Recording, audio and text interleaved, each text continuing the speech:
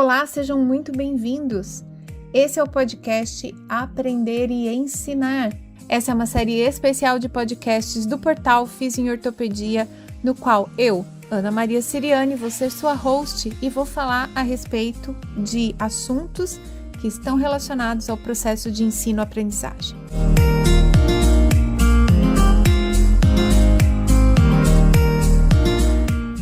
Você é estudante, professor ou você é um profissional de saúde que precisa continuar estudando para se manter atualizado.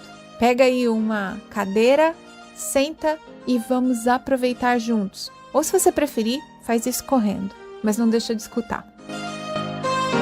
Olá! Seja muito bem-vindo, muito bem-vinda ao episódio número 51 do podcast Aprender e Ensinar. E nesse episódio, eu quero começar criando um contexto para ele, porque esse episódio foi gravado de forma quase que acidental. Então, se você não é da década de 70 como eu, talvez você não se recorde claramente do bordão da cachaça 51, que dizia que 51 era uma boa ideia, e convidando as pessoas a degustar o aguardente lá de Pirassununga, aqui do lado da minha casa, por acaso. E quando eu pensei no episódio 51, eu pensava num episódio a respeito de criatividade, ter boas ideias. E no fim, eu tive a oportunidade de estar com o Rogério Pena, que é o convidado do episódio número 51 de hoje, numa conversa totalmente informal, após um trabalho que nós realizamos juntos, onde a gente começou a falar a respeito de filosofia.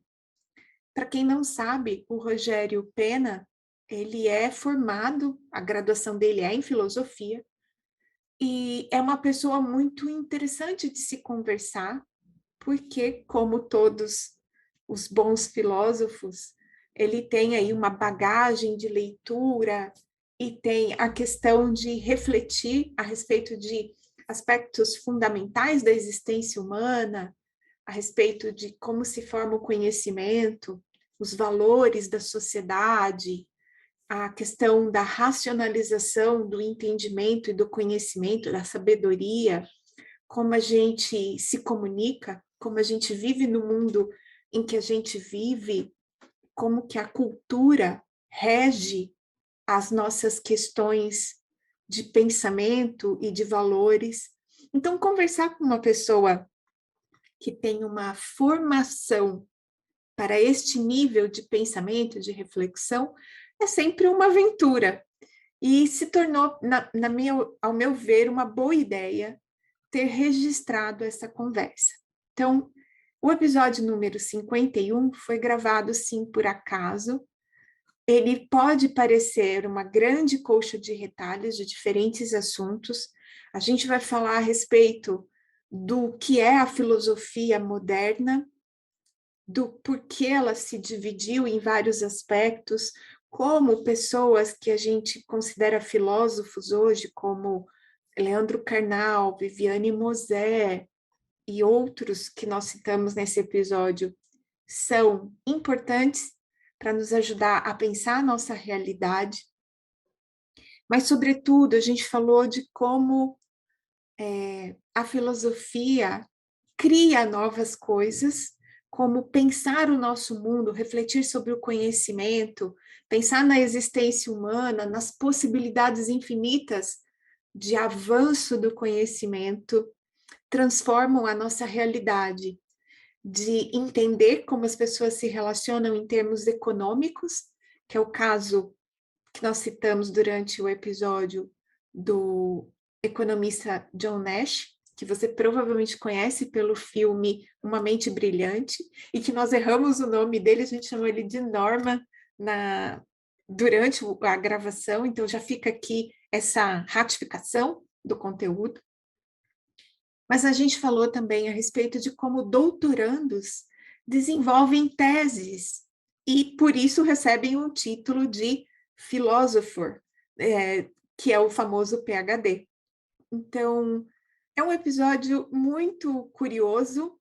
Eu espero que, como eu, você tenha vontade de voltar, ouvir e pegar fragmentos dele para ficar refletindo. É curioso também comentar que uma das coisas que a gente mais aproveita da personalidade do Rogério é o fato dele falar de coisas muito sérias com humor, com leveza. Isso está presente nesse episódio também.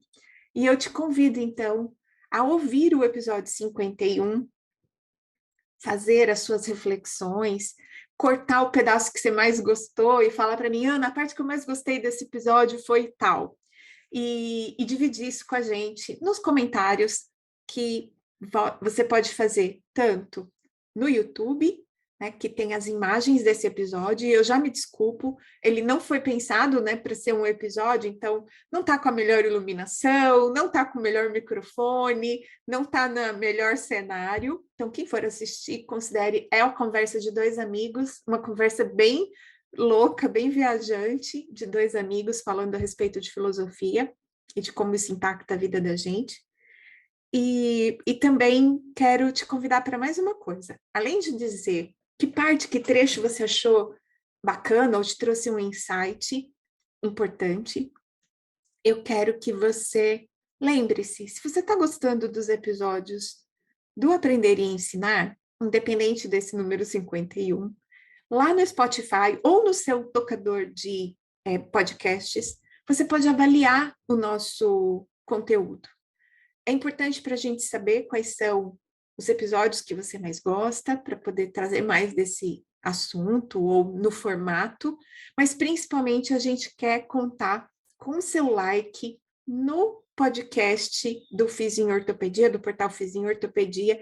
E o convite para você hoje é, se depois dessa loucuragem toda, você achar que faz muito sentido ou faz um pouco de sentido, não deixa de parar lá no Spotify ou no seu tocador de podcast e deixar as suas 5 estrelas para o podcast, tá bem? Então, seja muito bem-vindo, muito bem-vinda ao episódio número 51. Ele começa de maneira bem espontânea, você vai ver, a gente está falando, tá gravando, e só no final mesmo eu concluo que esse deveria ser um episódio. A princípio, eu estava gravando a conversa porque eu queria mostrar esse trecho para os meus doutorandos, que fala que doutores estão gerando teses, estão gerando novos conhecimentos e por isso se tornam filósofos.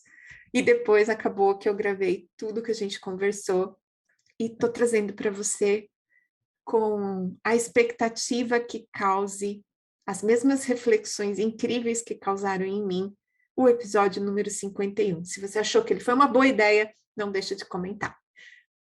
Um beijo e um excelente episódio para você, que começa agora no 51 do podcast Aprender e Ensinar. Então, agora que você está gravando, agora você pode mostrar para os seus alunos o seguinte: quando você faz um doutorado, você está defendendo uma tese. Então, nessa tese, teoricamente, né, sendo redundante, teoricamente, você está defendendo uma ideia que ninguém pensou, ninguém disse. Então, o doutor, que é no Brasil a gente chama de doutor, mas que fora do Brasil ele é o PhD, ele é o filósofo e doctor. Então, se você está defendendo uma tese, você não deixa de ser um filósofo, né? Filósofo do ombro, no seu caso, filósofo do joelho, no caso da Cíntia, né? Não, O filósofo da biomedicina, no caso do Mauro, e outros, a Priscila, né? esse Filósofa da moço do filme, farmácia, os né? nossos Esse moço do amigos. filme que eu Esse tava moço do falando. filme como é que chama? Uma Mente Uma mente Brilhante, não é isso? Não, brilhante. não é Uma Mente Brilhante. A Acho que é gente Uma chegou Mente nisso Brilhante. por causa dele, né? Porque assim, você estava falando que a filosofia moderna foi se dividindo em Depois da pessoas filosofia, que. depois da filosofia, a filosofia moderna começa essa fragmentação, né? Você vai ter, por exemplo, o Hobbes, o Locke, eles são muito políticos, que eles vão Uhum. se preocupar com isso, que é o momento, né? Inclusive é o momento que eles estão vivendo. Tem essa ebulição, né? Dos regimes autoritários e as pessoas querendo outra coisa que não eram os regimes Uhum. autoritários, porque as pessoas estavam mudanças sociais, as cidades se consolidando, países aparecendo. Então essa figura do rei começa a perder um pouco a força, e aí você começa agora a pensar novas maneiras. O texto dos gregos, com a ideia de uma democracia, né, começa a entrar de volta na Europa no século XV, na verdade no século XIII, né? Mas do ponto de vista político no século XV, e aí você vai ter muito essa influência aí na modernidade. Depois, no período contemporâneo, você vai ter essa fragmentação do pensamento mesmo, assim. E aí você vai ter filósofos falando especificamente de coisas que são muito, muito menores, assim, né? Aí você vai ter filosofia da mente, filosofia da política, a ética, né? Que aí ela realmente se divide. Porque daí é quando você vai ter a própria fragmentação das áreas, né? Porque antes o filósofo, ele era tudo, né? O cara, ele é matemático, ele é filósofo, ele é arquiteto, ele é engenheiro, ele Sim, é médico, né? Ele é desenhista, escultor, inclusive, tudo, tudo, tudo. O cara é tudo. Depois projetista. você vai tendo o Leonardo da Vinci, né?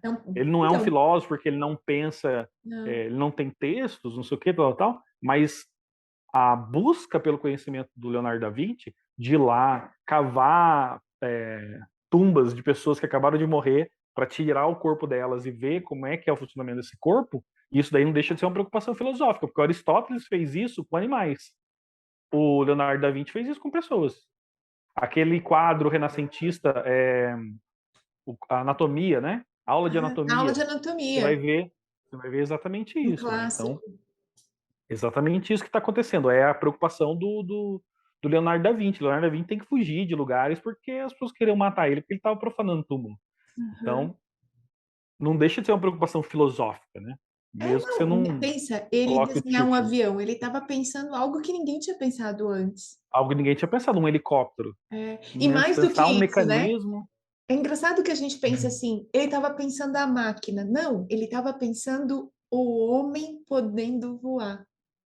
Exatamente, É exatamente. super, Porque assim, é super ou filosófico não, isso. não tem como você dizer, por exemplo, não tem como você dizer que o Júlio Verne, não, pelo menos para mim, né? Eu entendo isso. O Júlio Verne é filósofo? Para mim, Júlio Verne é filósofo.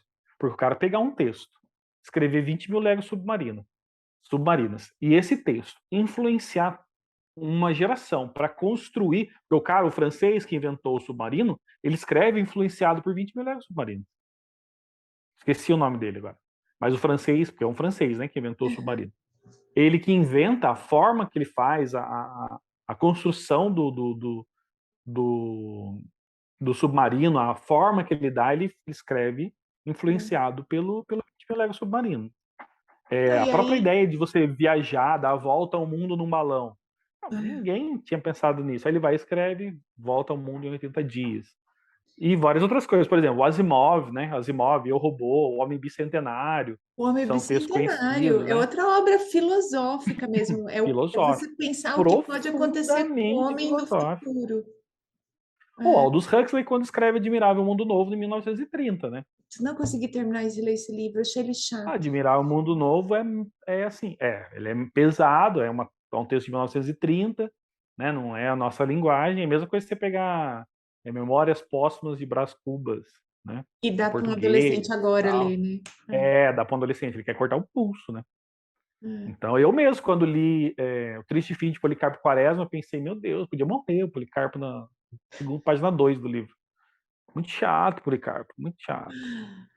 Mas É, fazer o quê? Tinha que ler, era ensino médio, caía no vestibular, então tinha que ler. eu li também. Ô, Rô, mas é muito Então, legal isso, né? A gente imaginar que nem esse cara do filme, né? Que ele ficou pensando no comportamento humano para escrever a tese dele. E aí depois influenciou toda uma teoria matemática, que, de novo, né? Mudou o jeito que as pessoas fazem as ai, eu não me coisas. lembro se é Norman alguma coisa, se é Norton alguma Algumas coisas coisa, eu não me assim. lembro. Alguma Aí coisa eu assim. fiquei pensando enquanto você estava falando. Por exemplo, o, o Clovis, a- tudo que eu vejo dele me lembra muito aquela coisa que ele sempre fala do que faz a vida da gente ser melhor. Uhum. Parece que é meio a linha de pensamento dele, assim, tudo que ele fala é a respeito de como a gente pode viver uma vida melhor. O Cortella me parece muito mais esse cara da ética, assim, do que é certo fazer. E o Karnal me parece uma coisa mais do cotidiano, sabe? Assim, que ele meio que Aham. explica as relações sociais, aquela história da mulher na fila do avião, você já viu ele falando? Não me lembro Que a dessa. Eu lembro moça, dele falar. ele fica impressionado de ver a tranquilidade das pessoas que não se agitam com a vida, que chega para entrar Aham. no avião e já não está com a passagem e a Ah, documento na entendi. mão, sabe? Então, assim, eu É, eu vejo. me lembro do Karnal, eu me lembro dele falando assim, que você que já deu aula para um sexto ano, você faz qualquer coisa da vida. É, Tem uma outra coisa dele também que me chama atenção, que ele fala que também é dessa coisa do cotidiano, é que as coisas passam, né? O é, sucesso passa. Que ele fala assim que uma amiga chegou para ele e falou assim: "Nossa, você tá fazendo sucesso, você não sei o quê, ó, aproveita que passa". E aí ele fala até que ele sente vontade de xingar essa pessoa, mas só que ele sabe que passa, é. que ele sabe que é passageiro, né? Ele ser conhecido, ele ser famoso, e tal. É passageiro. Inclusive ele tem um programa, acho que tá na segunda temporada, lá na CNN, tá até no YouTube dele, não me lembro agora, que ele fez um falando sobre se não me engano, acho que era o medo da morte, ou a morte, não me lembro, que ele foi na polícia, sabe, no esquadrão antibomba, ele foi num outro negócio. Muito interessante, achei muito interessante, que é justamente essa reflexão do cotidiano, né? A Viviane Pondé não, misturei o Pondé com a Viviane. Viviane Mosé. Mosé. Ela é Viviane filósofa Mosé. também, né? Filósofa, filósofa. Viviane Mosé é fabulosa também, muito Nietzsche. Ela repensa muito essa coisa do Nietzsche. Esses dias eu vi um vídeo dela falando sobre o corpo, e ela falando assim: a sociedade de hoje cultua o corpo. Não, a sociedade não cultua o corpo. A sociedade de hoje cultua o corpo assim, o corpo daquele jeito, o corpo daquele outro jeito, Tem o uma corpo daquele outro regra. jeito. Não cultua o corpo, porque o corpo ele é a marca da história, ele é a marca o nosso corpo tem a marca da nossa vida, a marca da nossa experiência. Então a gente deveria, se a gente amasse o corpo, a gente amaria o nosso corpo como ele é, porque É, nele estão escritas as experiências que a gente viveu. Então, eu achei muito interessante isso, né?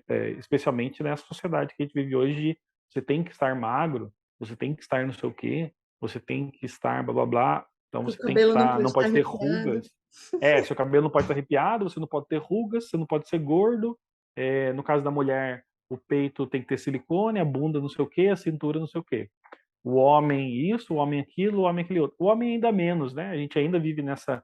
Tem menos peso sobre o homem dessa coisa. É. Mas existe, né? O cabelo tem que ser assim para você ter um cabelo de homem. A barba tem que ser assim para você ter uma barba de homem, né? Então você só é homem se você tiver barba, se tiver cabelo no peito, sabe? Aquelas coisas assim, bem Aham. machistas, que é menos pesado para o homem, porque o homem liga o foda-se e fala, foda-se, não pesa sobre ele. Eu vejo isso com a minha esposa aqui. Para mim, não pesa sobre mim, é, não pesa sobre mim a ideia do meu peso, sabe? Mas Aham. sobre ela, nossa, ela se sente extremamente incomodada com isso. Rogério. Isso para ela tem muita coisa. E eu falo para ela, não, isso não é o que importa. Tem um outro paralelo aqui com a coisa da academia, né? De você escrever uma tese e ser um filósofo. A gente também se baseia nas coisas antigas, nas publicações anteriores. Então, você fala da Mosé, da Viviane? Não, é isso. É, Viviane Mosé, não É. Pondé. E ela fala de filósofos que estão antes dela, né? As Uhum. coisas vão se construindo sobre esses pensamentos antigos. O próprio Cortella, o próprio Clovis, eles falam, né? Nietzsche, eles citam esses autores, igual a gente Aham. faz na tese, né? E, Sim, e tem a coisa da cultura mesmo, a coisa do momento cultural que a gente vive. Então, por exemplo, as coisas que a Viviane fala, as coisas que o Karnal fala, eles são muito com o olhar desse momento da história. Eu sem sinto que dúvida. São do aqui e agora, né? É o é, olhar do aqui e agora, porque não tem como a gente querer viver a experiência, por exemplo, vamos falar sobre ética.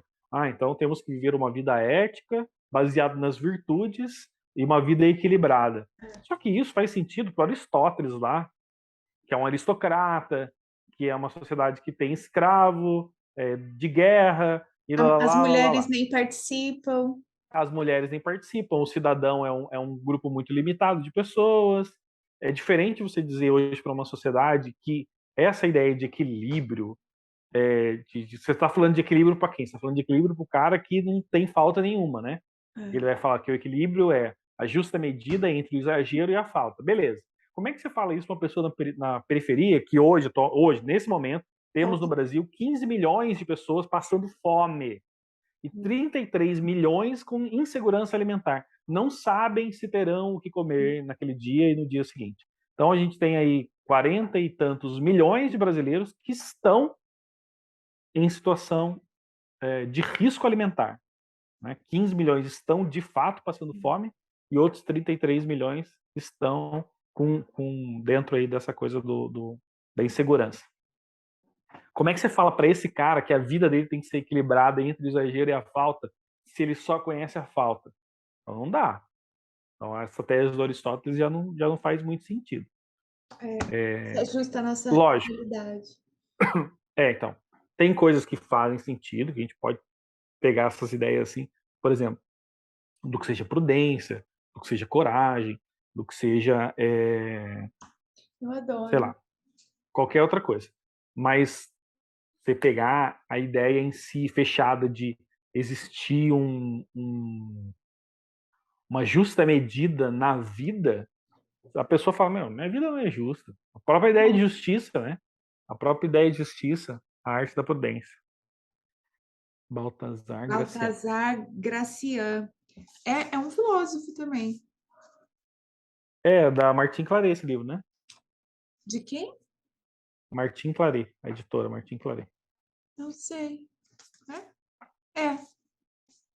Como é que é? O texto de cada autor, eu acho, a coleção. Coleção, livro de cada autor, uma coisa assim. Eu tenho vários. Obra-prima de cada autor. Obra-prima de cada autor. Né? Eu tenho vários. Da minha faculdade foi o que me salvou, eram livros super baratinhos. E é legal que ele faz várias considerações sobre prudência que são super interessantes também. Então, assim, essa ideia da prudência é uma ideia muito forte na filosofia antiga. Quando você lê filósofos antigos, Platão, Aristóteles, ou Sócrates, né, quando Platão escrevendo sobre Sócrates, os romanos, né, eles estão falando sobre prudência. Depois, no período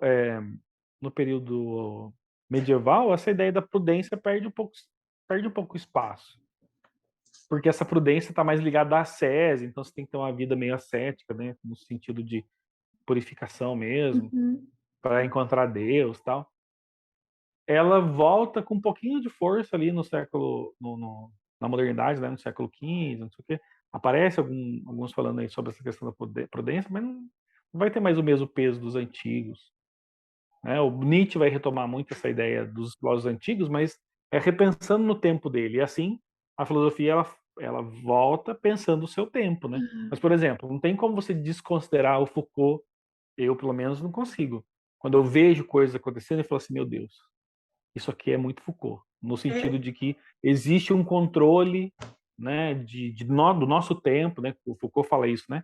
Existe um controle de gênese onde a gente controla tempo, idade, lugar, as ações mesmo, né? Então, os alunos estão divididos em séries, essas séries estão divididas por anos, ele só passa se ele tiver não sei o quê, as fábricas têm o tempo X, tempo Y, então você sabe onde as pessoas estão, o momento que elas estão, quando elas não estão.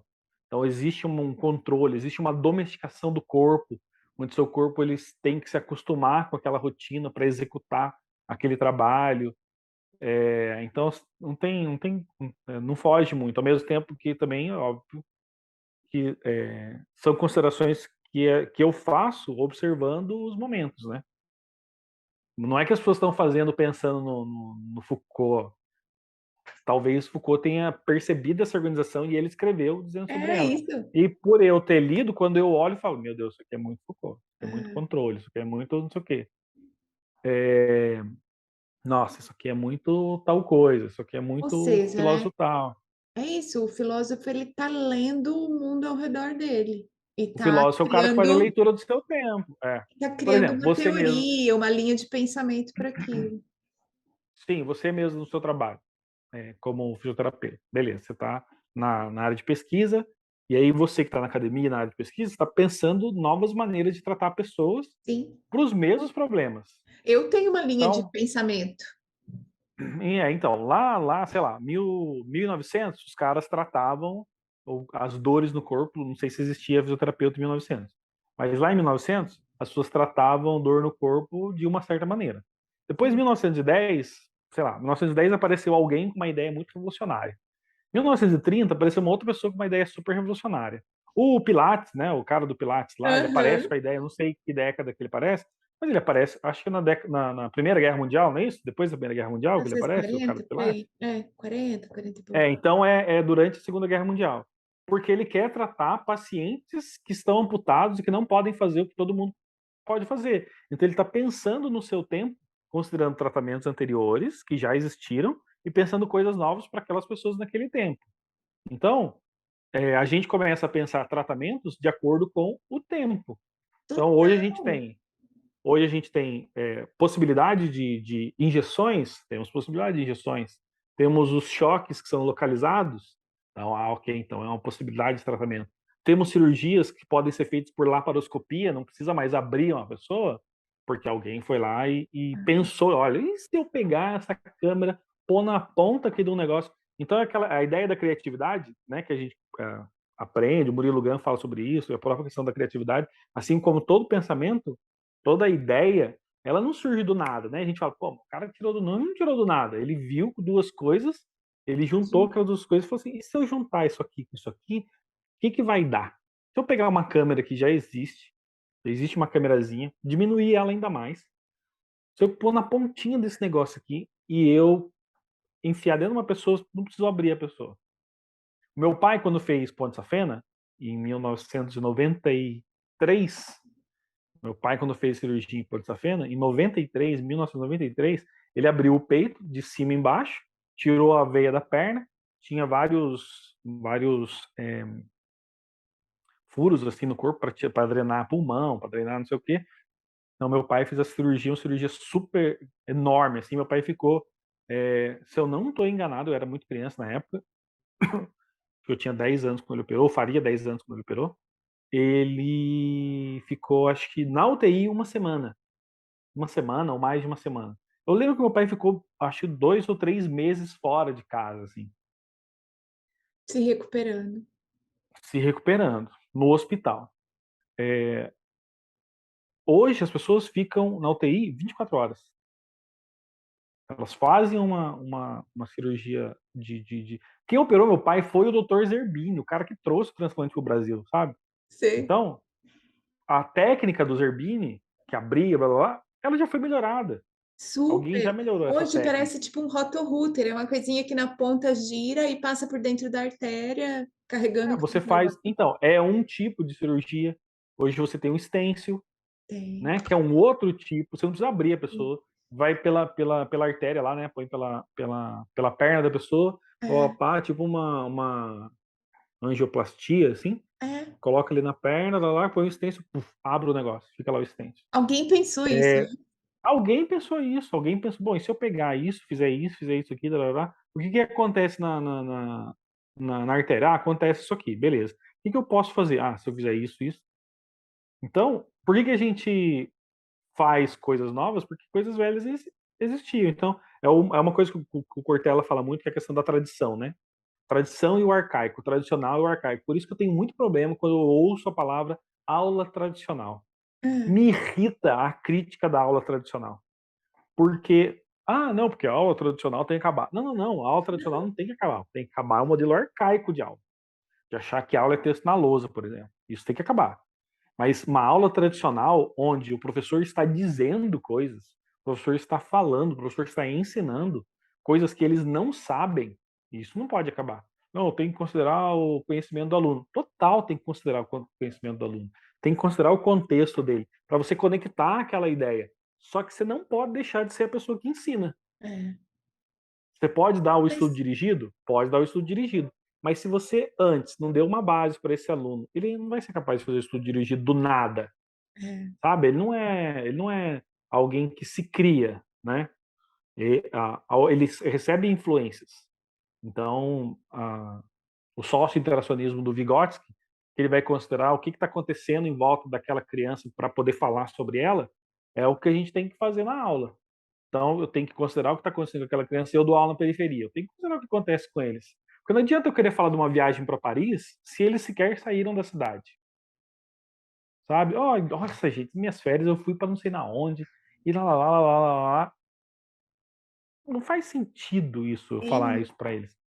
Não faz sentido. Eu tô querendo me gabar?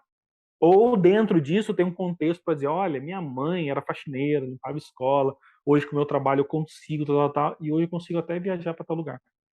Então aí é uma outra coisa, né? A forma como eu faço, a forma como eu considero o contexto, tudo mais. A aula, a própria ideia da aula, a aula tradicional, ela tem que acontecer, o que não pode acontecer. Aquela aula arcaica, senta aí, um atrás do outro, silêncio, não quero que fale. Ainda tem gente nessa ainda. Então essa aula tem que acabar. Não fala. Você Eu falou? Sai da sala. acredito, inclusive, eu Tem não sei professor se que trabalha comigo. Tem professor que trabalha comigo. O aluno fala, ele o manda professor ficar manda ele quieto. sair. O aluno de boné na sala, tira o boné. Não, mas por que tem que tirar o boné? Sai da sala. O que o boné tá te atrapalhando, bicho? Você tá dando aula, o cara tá te olhando, o boné tá te atrapalhando? Horror. Deixa o cara de boné. Mas eu vejo a coisa, a metodologia ativa muito parecida com o que era o ensino na época antiga, né? Inclusive que esses filósofos que a gente está falando mais antigos foram formados. Que Essa hoje a gente só coisa, chama de tipo a metodologia ativa, ágora, né? sabe a tal da A gente deu o ágora? nome. A gente chamou de metodologia ativa, mas isso sempre existiu, né? Sempre, é uma tutoria, é um mentor, É, alguém que te conduz no pensamento. Você não precisa fazer sim. perguntas socráticas, você pode, inclusive, palestrar a respeito de assuntos e isso ser interessante para quem vai ouvir, para a pessoa sair dali e ter um tempo de reflexão. Eu acho que o que falta É um porque pouco. eu acho que a gente voltou para a ideia de que o que a gente ensina tem que ser interessante. Caiu um pouco a ideia, pelo menos essa é a maneira que eu vejo. Caiu um pouco a ideia de que se alguém disse é a verdade absoluta. É mais ou menos a ideia socrática nesse sentido, né? O Isso. Sócrates sempre questionar. O Sócrates nunca quis escrever um texto porque ele não queria que o pensamento tivesse aprisionado num livro e fosse impossível que alguém pensasse coisas diferentes. Então é mais ou menos tipo assim, o que aconteceu com o Roberto Carlos, né? Que ele ficou bravo lá no show lá. E É, falou pro cara, pô, cala a boca, não sei o quê.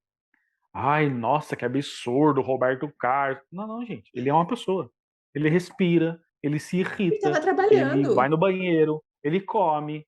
Então, eu tô lá fazendo o meu show, cantando, dando minha aula, né? Eu tô lá dando minha aula, falando, e tá o cara gritando, ó, eu não sei o quê, ó, não sei o quê. Ô, meu, cala a boca, eu Isso tô falando. acontece. Isso acontece comigo. A pessoa tá Comigo gritando com o também. outro, uma outra coisa nada a ver, ou tá gritando comigo mesmo, uma coisa que não tem nada a ver naquele momento.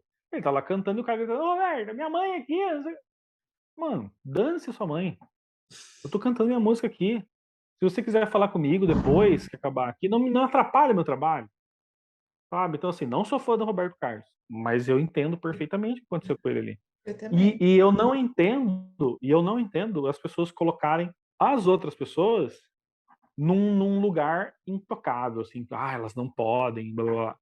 Então, eu acho que isso aconteceu um pouco com o pensamento.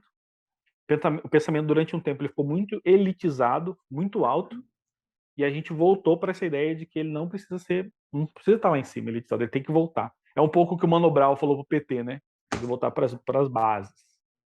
Então, o Mano Brown falou isso uma vez, né? Num É, congresso, uma faz convenção do PT. Ó, o sentido. PT tem que voltar para as bases. É um pouco a ideia do próprio pensamento, ele tem que voltar para as bases. Como que ele ensinava? Como que Sócrates ensinava? Ia lá na praça. Tudo bem que ele estava ensinando também era uma elite, mas ele está na praça, outras pessoas estão ouvindo. Por que quiseram matar ele? Porque as pessoas estão vendo que ele está mostrando que os outros estão errados. Então, aquela galera que era autoridade, que pensava, o Sócrates tá tirando essa galera. É. Aí vem o Platão e dá uma errada nisso, né? O Platão dá uma errada bonita nisso, porque o Platão é extremamente aristocrata, vai fazer a escola, limita a entrada de quem pode entrar na escola. Então você tinha que ser bom de matemática, por exemplo. Se você não fosse, você não entrava. Aí, Ó, aí você estraga um pouco, né? pensando outra coisa aqui. Desse ponto de vista, será por isso que é mais fácil a gente ter filósofos em países onde o modelo educacional está mais, assim, vamos dizer, avançado nesse sentido de estimular as pessoas a pensar? Porque eu vejo o nosso modelo educacional ainda muito quadradão, né? A gente está se esforçando para mudar, eu percebo isso, mas, por exemplo, quando eu vejo uma escola feito as escolas, sei lá, agora na Suécia, na Suíça, que eles têm uns modelos de aula mais abertos, inclusive com projetos para as crianças desde pequenos, a, a própria comunidade local participa mais da gestão da escola, acompanha mais de perto, então, assim, tem mais divergência, decisões para serem tomadas juntos, o aluno é mais ativo nessa coisa de poder se envolver no desenvolvimento de coisas. Quando eu vejo isso e vejo uma criança no Brasil tendo aulas super quadradinhas, eu fico pensando, bem, quando ela chegar, se um dia puder chegar a fazer um mestrado, um doutorado, que capacidade ela tem de abstrair, pensar naquilo que ela está fazendo como algo que pode mudar o, a forma com que as pessoas fazem as coisas, como é que ela pode ter esse desenvolvimento de uma linha de filosofia de trabalho mesmo, sabe? Se a gente é tão criado, sabe? Eu acho que não é por causa disso que tem mais filósofos nos outros países. Não é por causa do modelo educacional. Porque esse modelo educacional desses países, ele é agora, mas nunca foi assim. Ele já foi quadrado. Entendi. O que existe nos outros países é uma valorização do pensamento da cultura. Isso Ah, faz existe. sentido. Isso existe. Quando eu fiz filosofia, você sabe que eu moro em Pinda, Vale do Paraíba. Quando eu fiz filosofia, eu entrei na faculdade em 2007, 2004. Quando eu entrei na faculdade em 2004, o que eu mais ouvia era: você vai ser padre? Ah, é Então, do verdade. ponto de vista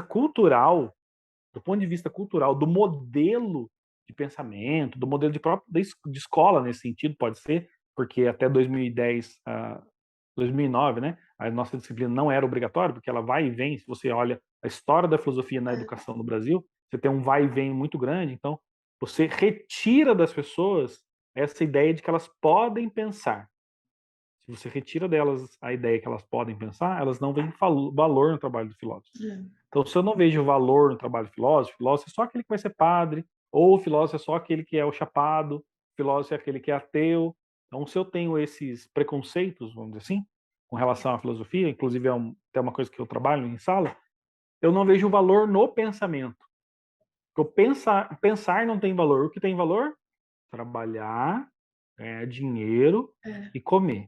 Ai, tem um Porque eu exemplo tenho ótimo. que ganhar, porque eu tenho que trabalhar, ganhar dinheiro, porque, principalmente no Brasil, que a gente vive numa condição muito desfavorável do ponto de vista financeiro, né?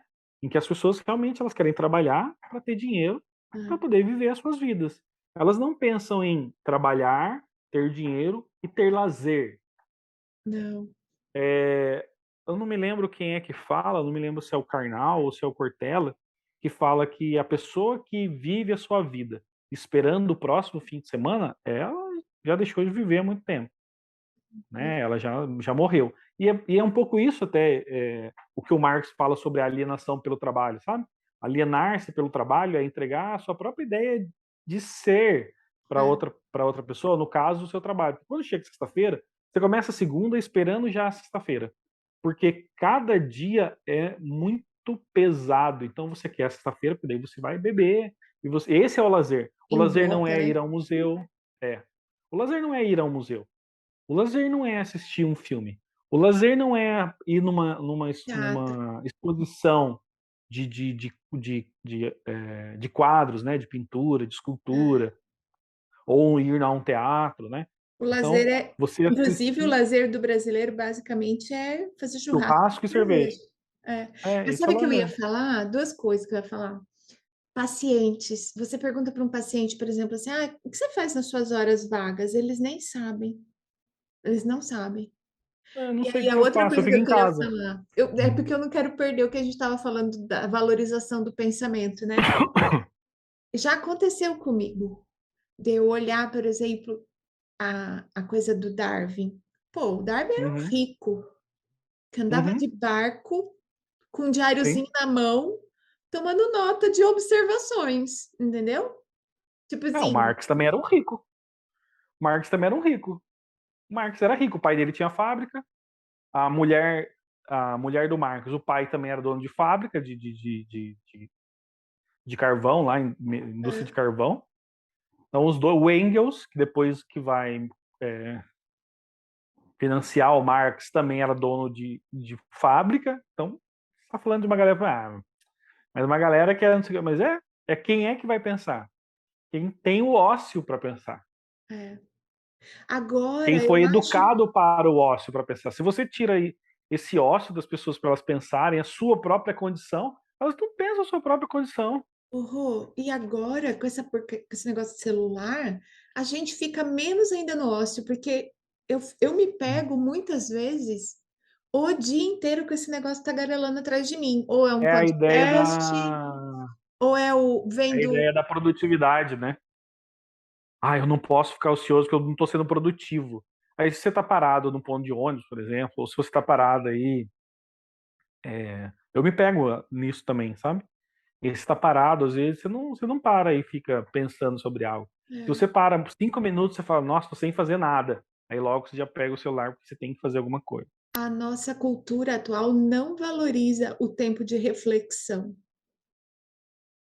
É, a ideia do Domênico de Masi, né? O ócio criativo, que agora ele escreveu um livro, agora não, né? Faz uns anos aí, que é a sociedade, o ócio na sociedade pós-industrial, que é justamente a gente não saber o que fazer agora que a gente não precisa mais ficar 16 horas na fábrica, né? O que a gente faz agora? Agora a gente Beleza. inventa um celular para ficar ocupado. É, eu tenho em alguns países, né, que vão começar a testar isso. Eu tenho uma semana com 4 dias de trabalho. Eu tenho um trabalho que dura 6 horas. Um trabalho que dura 6 horas, aí eu trabalho 6 horas num trabalho e acho um outro de 6 horas para trabalhar. Sabe, uma coisa meio louca, assim, porque o não fazer nada. A minha esposa se sente mal quando ela não faz nada. Eu também, eu fico agitada. Então, ela fica também. Mas eu Ela sempre tá. fui assim. A gente viajou agora, foi para Ubatuba, ela tá lá em Ubatuba e tá pensando em cliente que tá mandando mensagem. Meu, É, esquece o cliente. Abandona o cliente. Ai, não, é que não sei o quê. Tá bom. Mas isso é um peso. Isso é um peso que a gente carrega do nosso tempo. Cada tempo tem o seu peso. Esse é um peso do nosso tempo. Um peso do nosso tempo é saber conviver com essa tecnologia, que ao mesmo tempo é muito boa, porque nos uhum. facilita. Ó, a gente conversando aqui. Então eu empino você em Ribeirão, a, sei lá, 600 quilômetros de mim. A Conversando gente com tem você. aula, e a gente tem aula com o Pedro, que está lá em Portugal, né? O Mauro essa semana no Canadá. O Mauro essa semana no Canadá, e cada um dos nossos amigos do nosso grupo ali, cada um em um lugar, Uhum. e se encontram, e se falam, e se respondem por causa da tecnologia. Isso é ótimo. Desse ponto de Mas vista, desse ponto de vista, um orientador de mestrado, doutorado, não deveria orientar seus alunos para que eles não se ocupem tanto e para eles terem tempo para dar uma descansada naquilo que está lendo, que está aprendendo, que está pensando, para escrever? a Marielle escreveu isso, fez um podcast sobre isso, né? Sobre a questão da pausa. E É. quando eu era coordenador, eu fiz uma formação também que falavam que momentos de pausa na escola eram importantes. Então, no calendário, você tinha que ter as coisas do calendário e você tinha que ter as pausas. E essas pausas eram para coisas na escola que não tinham nada a ver com a escola. Então, não precisava ser toda semana, mas em algum momento você tinha que ter essa coisa nada a ver. Porque você precisa desse nada a ver, né? Desse não estou fazendo nada, dessa pausa mesmo, de se desligar do que você está fazendo, até mesmo para você poder oxigenar o que você está pensando, né? Às Sim, vezes você está sentado ali, ó, o meu espetáculo mesmo que eu estava comentando com você aqui, que eu estou tá pensando, eu estava tomando gravando. banho, não tem Pode problema, falar? pode falar. O espetáculo mesmo que eu estou pensando, eu pensei, porque eu já tinha pensado ele em outras maneiras. Eu tinha dado um nome que era assim, a vida como ela poderia ser, que seria encenar histórias das pessoas da plateia, que Uhum. isso é um modelo de improviso, né? Você conta para mim o seu dia, você fala assim: "Ah, e aí, como é que foi sua manhã hoje?" Aí você fala: "Ah, eu acordei tal hora, fiz isso, os gatos saíram, comeram, e depois eu fiz o café, e depois eu fiz não sei o quê, fiz o quê, blá, blá, blá." Beleza, você me contou. Aí eu vou encenar agora e você vai estar vendo, e as pessoas vão estar vendo, e eu vou estar dando vida para aquilo, e muita coisa que eu vou fazer não tem nada a ver com o que você fez. Aham. Mas todo mundo escutou o que você disse, e as pessoas estão imaginando a partir daquilo que eu estou fazendo. Então isso é um modelo de improvisação. Eu tinha pensado nisso no primeiro momento. Não abandonei essa ideia. Mas pensar a história da filosofia num modelo de improviso para justamente valorizar essa coisa do pensamento, que eu quero Aconteceu que popularizar, você está beleza. de férias. Aconteceu que eu estou de férias, aconteceu que eu estou tomando banho, debaixo de chuveiro. Nossa, e se eu fizer isso? Pode dar certo, pode ser que seja interessante, pode ser que funcione. Então, eu tenho oportunidade, tenho lugar, tenho vontade. Então, é uma coisa que eu não posso deixar morrer essa vontade. Mas até o que eu tava falando com a Melissa, com a Mel ontem lá no grupo.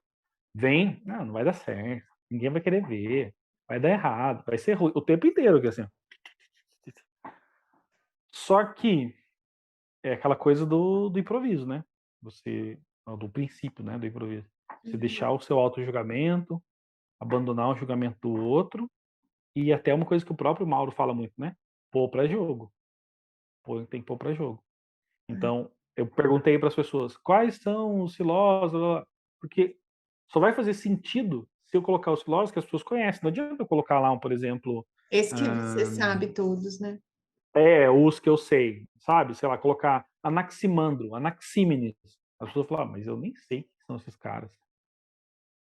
Eu colocar lá Nicolau de Cusa. Quem que é Nicolau de Cusa? Se você não estudou filosofia, você não sabe quem é Nicolau de Cusa. Não, Agora, eu não se eu sei. falar de Sócrates, se eu falar de Platão, o Tales, todo mundo conhece o Tales, porque todo mundo teve que aprender o teorema de Tales na escola. Aprendi o Tales de teorema de Mileto. Tales na escola, Tales de Mileto, tive que aprender o teorema de Tales, mas o Tales é matemático? É matemático, mas é filósofo. É. Então, inclusive o Aristóteles escreve no livro da Metafísica que o Aristóteles, que o Tales é o primeiro filósofo. Então, isso está escrito lá no livro da Metafísica, sabe? Existe um texto dizendo, um filósofo dizendo que por que ele é o primeiro filósofo? Por isso, por isso, por isso, por isso. Então, Aristóteles dá uma ideia lá de por que ele é o primeiro. E depois você tem os outros, né? Você tem o Heráclito, que as pessoas conhecem, mas as pessoas conhecem só a ideia dele do tudo flui, né? Tudo Uhum. flui, nada permanece, tal, tal, tal. Mas ele também é pouquíssimo conhecido, o Heráclito. Aí você tem, mas é popular mesmo, você tem Sócrates, Platão. O pessoal confunde com o primo dele, né? Que é o Plutão. Confúcio também, né? As pessoas Confúcio, citam muito. só que ele é um outro modelo de filosofia, né? Ele é um outro modelo de filosofia que Oriental. é assim, da maneira como eu entendo, pode ser que eu esteja falando uma grande bobagem. Mas o Confúcio ele está numa ideia de que o mestre fala e o aprendiz não questiona. O modelo grego é um modelo de que o mestre fala e o aprendiz questiona. Sempre questiona. Tanto que o Platão não vai fazer igual ao Sócrates e o Aristóteles não vai fazer igual ao Platão. Não, total. Os Então você epicuristas não também tem não faziam igual antes. nenhum faz igual ao outro, né? Eles aprendem com, mas fazem diferente. É. Então eles É sempre tanto vão, que, na filosofia você sempre vai fazer essa eu coisa, estou sempre falando vai ter o diferente. bobagem, os estoicos vêm depois dos epicúreos, não vem?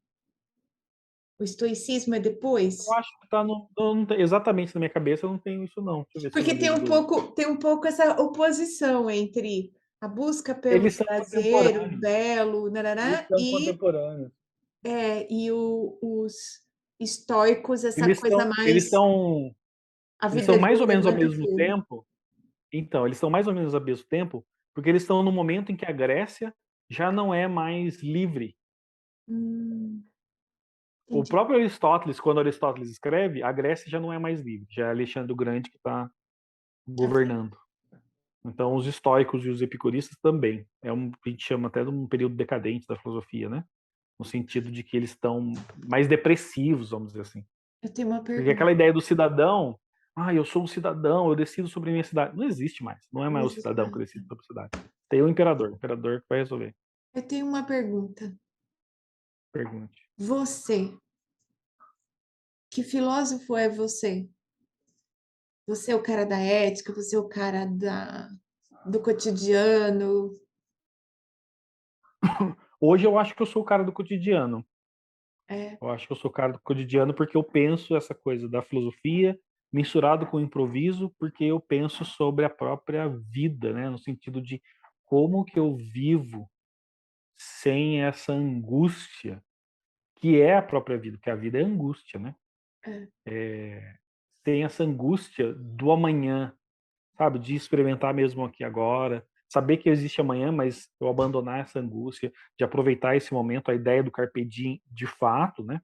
No sentido de que esse é o momento do aqui e agora, eu preciso viver esse aqui e agora, tá atento ao que está acontecendo, ouvindo, percebendo, para que depois não hajam arrependimentos, né? Então, eu acho que hoje já fui um pouco mais no sentido político, ético, quando eu estava lá na faculdade, saindo da faculdade, eu pensava muito sobre essa postura, questão da ética e tal. Hoje não, hoje eu penso muito mesmo sobre essa própria experiência nossa, Uhum. enquanto sociedade, enquanto ser humano, até o meu desacreditar em relação ao ser humano, né? Meu Não é verdade. Você é é uma pessoa verdade. super. Na verdade, você é um filósofo, como é que eu vou dizer? Bipolar.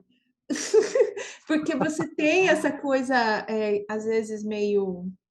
Uma desesperança. Você Uma tem essa coisa da desesperança. É desesperança, uma desesperança que é contemporânea, isso. porque você vê, porque é bem contemporâneo mesmo, no sentido de que o projeto moderno, de que a razão resolveria os problemas, né, iluminista, de que a Uhum. razão resolveria os problemas, que as pessoas usariam a sua razão. Isso, eu tenho essa desesperança de que não deu certo, não Ah, funcionou e as pessoas ignoram a sua razão. As pessoas ignoram o seu pensamento, as pessoas ignoram o seu cérebro e elas se entregam a outras coisas que são diferentes, são seus impulsos, mais seus desejos. imediatistas, sem dúvida. Então eu tenho essa desesperança, ao mesmo tempo que eu tenho uma esperança que é também iluminista, no sentido de que as pessoas acordem, como descreve o Kant lá no,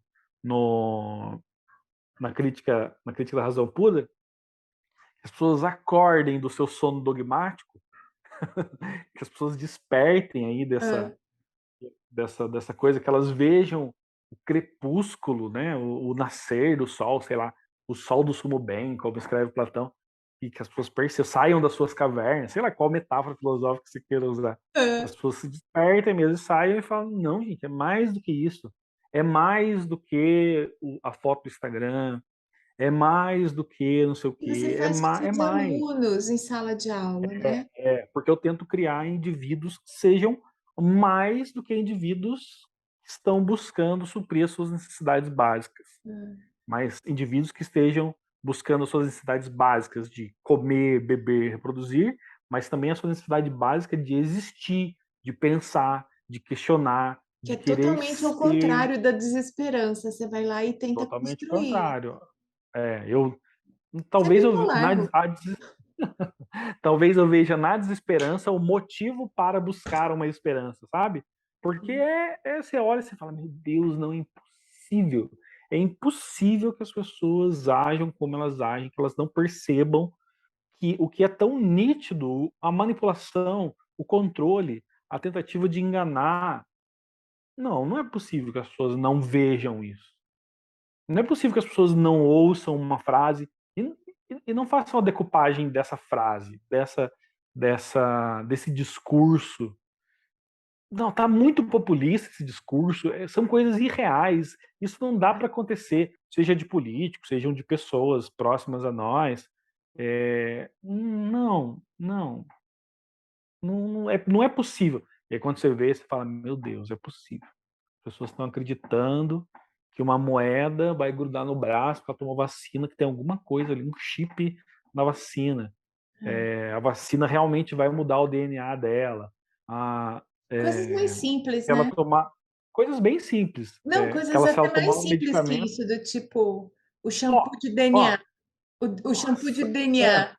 Lava o fantástico shampoo do, do DNA do abacate, quer dizer, tipo, ai, e a pessoa vai lá e compra esse produto, tipo, mano, Mano do céu.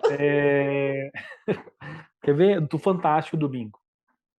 Mostrou uma matéria de um pessoal que foi pego num golpe. Quer dizer, o pessoal perdeu grana num golpe. E é grana alta, né? Pequena coisa pouca não. Tipo, 500 mil, sabe? R$1 milhão. Então, o cara queria dinheiro. Queria fazer dinheiro. Aí os caras aplicavam o golpe que era tipo assim. Uma caixa, um recipiente, você põe o dinheiro, tem um vidro em cima, você põe dentro de uma caixa de isopor, joga um produto por cima, e você deixa ali 24 horas, outro dia você vai ver o dinheiro nas folhas ali, o dinheiro tá copiado, vamos dizer assim. Nas folhas, você multiplica o dinheiro com essa técnica. As E você pessoas vê, caíram cara, nisso. gente com dinheiro caindo nisso, sabe? E você fala, não, é impossível. É possível que a minha sogra, que não estudou, que não tem instrução, receba uma ligação de uma pessoa desesperada e ela acha que é minha esposa que tá sequestrada, falando com ela, mãe, nananã. E aí ela mesma vai dar informações pro sequestrador ali, porque ela não tem instrução e tal. E é telefone, você não tá vendo, uma pessoa gritando, você sabe que você tem um filho. Então, é possível que isso aconteça, uma pessoa nesse sentido. É possível que você receba lá uma mensagem no seu telefone e fale assim, olha, uma notificação extrajudicial, você está devendo, blá. E como a gente tem muito essa preocupação com o nome limpo, né, o brasileiro tem essa preocupação de ter o nome limpo, aí ele vai clicar no link. Aí quando ele clica, pronto, já clonou o telefone dele e aí ele já perdeu um monte de coisa. Que clone o cartão, isso é possível que alguém clone o cartão, porque você não sabe onde que a pessoa tem um negócio para clonar. Você vai passar o seu cartão, a pessoa clona. Não é possível que você caia nesses golpes. Agora, você, indivíduo, cair num golpe em que alguém diz para você, olha, se você pegar o seu dinheiro, colocar dentro dessa caixa, jogar esse negócio aqui por cima, ele vai copiar. Não é assim. Se fosse desse jeito, a Casa da Moeda É uma falta de tava reflexão, perdida. né? É uma falta de É, reflexão mínima, assim. nossa, isso é muito pequeno. Você não precisa fazer um grande esforço para ver que é golpe, sabe? Então, quando você fala, não é possível. Rô, para a gente encerrar Aí, o aí é episódio número desesperança. 51 do podcast Aprender e Ensinar, deixa aí Episódio uma 51 do Aprender a mensagem, Ensinar. Ó, deixa uma mensagem já tô naquele filosófica. da idade de Cristo, né? Já tô naquele da Esse vai ser idade o de Cristo. 51, Rô. Esse é o Acabei de 51, eleger. uma boa ideia, 51. Acho que vocês podem beber uma em minha homenagem, porque eu gosto. Essa é a sua mensagem Uma, final? uma mensagem filosófica? Final. Digna de 51. Nossa, digna de 51?